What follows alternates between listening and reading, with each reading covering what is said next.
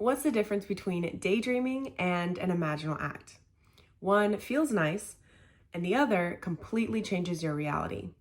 In this video, Willow and she's in a playful mood today. We are going to discuss what the differences are between daydreaming and an imaginal act. We're going to talk about what it is, the two key differences between the two, and how to implement it to where when you visualize, you are actually able to manifest it in your 3D reality. If you are new here, hi, welcome to Athena's channel, where we talk about wisdom, spiritual warfare, and practical reasoning, and we ultimately turn the mystical into manifestations.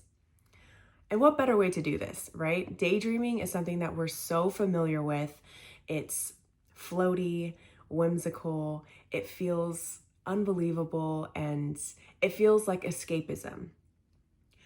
Daydreaming is the exact opposite of what it looks like to do an imaginal act.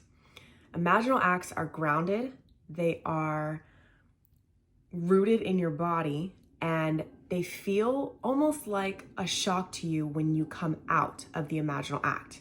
It feels so real to you and it feels like something just occurred.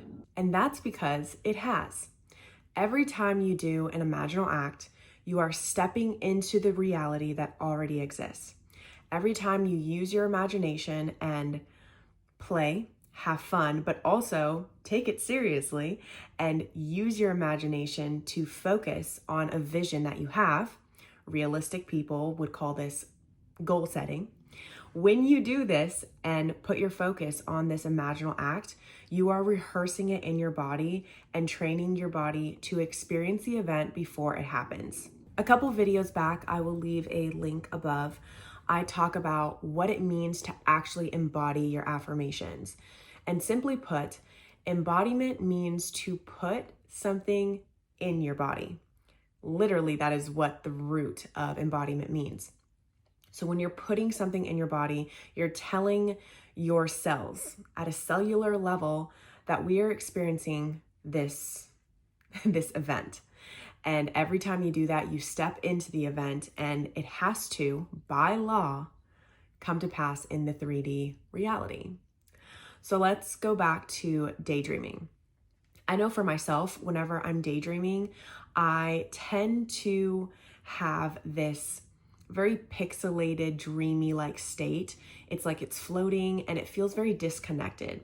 It feels like I'm almost out of body viewing myself doing something. And that is the first point. The first point and the first biggest difference between daydreaming and an imaginal act is your point of view. Daydreaming is done in third person point of view, whereas an imaginal act is done in first person. For example, I want you to imagine walking into a movie theater. In third person, you would be the person sitting down, watching the movie, watching the actors and actresses play out the role, play out the scene. When you're doing an imaginal act, you are stepping into the movie. You are now the actor playing in that production, on that set, in that scene. Not only will first person point of view change your perception, but it'll also change how your body responds to the experience. Because again, it's experiencing now. It's not simply just observing third point of view out of body. It's not observing, it's becoming. It is embodying everything that it's around. I remember when I manifested my dream car. This is over 3 years ago by now. And by the way, I have so much tea to tell you guys. There's an update, but I will tell you in another video. I remember after buying my car, there was this little shop in the back of the dealership. And the dealership had a bunch of different knickknacks, watches, suitcases, t-shirts, all this stuff. They had a sun visor that I really wanted for my car. I looked at it and I saw the Porsche logo. I was like, oh, this is so nice. I really want this. And I think it was about over $70 at the time. I'm not sure exactly what the price was, but I just remember thinking to myself, well, I'm not gonna get it now. I desire it. I'll get it eventually. Let's see what the universe can do. So I just left it at that. From that point on, every time that I got into my car, I would visualize the sun visor on the dashboard or by the dashboard. You get the point. I would see that Porsche logo and I would keep visualizing it every time I got into the car. It was very easy to do. It was simple. It was fun. It didn't feel like a lot of effort. A couple days later, the salesperson, great guy, reached out to me and told me, hey, we are doing a documentary, a Porsche documentary, and we're going to be debuting it in the headquarters in Germany, and we want you to be in it. We want you to tell your story about how you got the car, how everything came about, and I was floored. It was an obvious yes. I will go ahead and leave the documentary that I did, a small little snippet of it, because I can't show the entire thing. But what happened after that is, after doing the documentary, I received a card. I received a letter from the Porsche dealership, from all the people that had helped me, had sold the car to me. In that letter, they had a very nice note along with a $100 gift card. Do you see where I'm going with this? This is a story that I cannot make up. Still to this day, I'm like, how did that even happen? It was so deliberate. I knew exactly what I wanted. I kept visualizing the visor on the car, but I wasn't focused on the how. I wasn't focused on trying so hard, grasping to get it. I just knew what I wanted, and I knew why I wanted it. Because it's hot in Vegas, and I didn't want to be burning up in my car every time that I got in it. So this is a very simple exercise that you can do, looking at your hands out in front of you and seeing.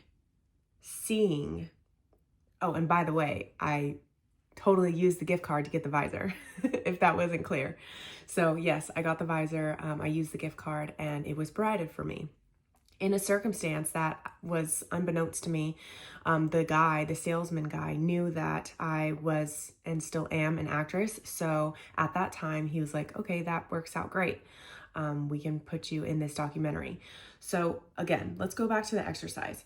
When you are holding up your hands and you see an orange, you see the orange, you see the texture of the orange, you can almost smell it. You can smell from far away, you can smell the skin of the orange. You can feel the weight of it in your hand. That is visualization from first person point of view.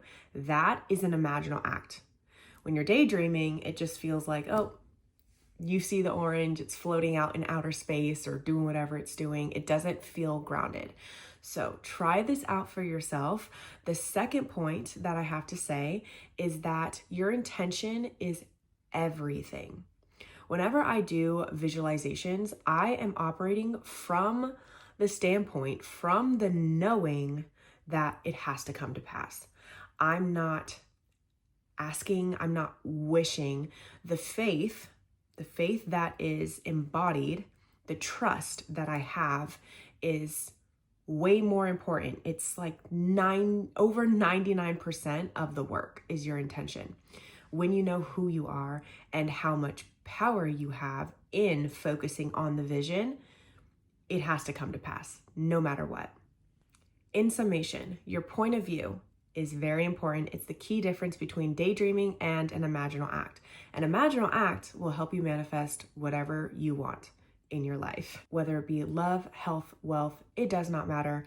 You focus in on that vision, you focus in on that imaginal act and keep repeating that imaginal act just because it's fun, it will come to pass, and it will come to pass very quickly.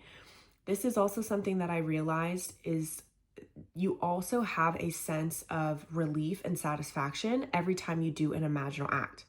Whereas daydreaming, you don't feel fulfilled. It feels like, that's not going to happen. Whereas an imaginal act, when you go there, it feels like, wow, That was incredible. Let's do it again. Every time I talk to clients, which by the way, spots are still open for working with me one-on-one, private mentoring, I'll leave in the description below. When I'm talking to clients and when I'm guiding them through even the visualization process, it feels so good to them. They want to continue doing the visualization. It does not feel like work. And if something feels stale, let's see, you're not getting any type of benefit or any type of sensation in your body, go bigger. This means that your body has already adapted to that. You need to move on to something that is bigger and better, and you need to test it. You need to really go there in your imagination, in those imaginal acts, and prove to yourself who you are. I kind of went on a tangent there, but let's go back to the summary. Number one, your point of view. You want to do your imaginal acts in first person. That's going to help you feel the experience real. And the second point is to create an intention. Your intention is going to fuel you. It is your why. It is the reason for doing the imaginal act. Have fun with this, play, and know that you are the creator of your own reality. Let me know how it goes. I'll see you in the next one. Love you so much. Bye.